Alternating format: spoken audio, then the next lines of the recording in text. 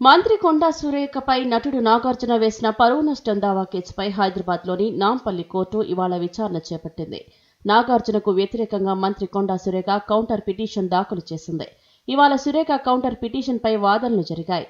మంత్రి కొండా సురేఖ వ్యాఖ్యలు అభ్యంతరకరంగా ఉన్నాయని నాగార్జున తరఫున లాయర్ అశోక్ రెడ్డి వాదనలు వినిపించారు.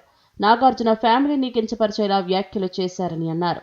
మంత్రిపై క్రిమినల్ చర్యలు తీసుకోవాలని డిమాండ్ చేశారు. కాగా గాంధీ జయంతి సందర్భంగా బాపు ఘాట్లో నివాళులర్పించి కొండా సురేఖ మీడియాతో కేటీఆర్ గురించి ప్రస్తావిస్తూ నాగార్జున కుటుంబంపై అసభ్యకర వ్యాఖ్యలు చేసిన విషయం తెలిసిందే. ఆమె చేసిన వ్యాఖ్యలు తీవ్ర దుమారం రేపాయి. దీనిపై తమ కుటుంబ గౌరవాన్ని, ప్రతిష్టను దెబ్బతీసేలా సురేఖ వ్యాఖ్యలు చేశారంటూ నాగార్జున న్యాయస్థానాన్ని ఆశ్రయించారు. మంత్రి సురేఖపై క్రిమినల్ చర్యలు తీసుకోవాలని, అలాగే పరువు నష్టం దావా పిటిషన్ దాఖలు చేశారు. అయితే ఈ పిటిషన్కి కౌంటర్ ఇస్తూ కొండా మంత్రి సురేఖ నాంపల్లి స్పెషల్ కోర్టులో కౌంటర్ దాఖలు చేశారు.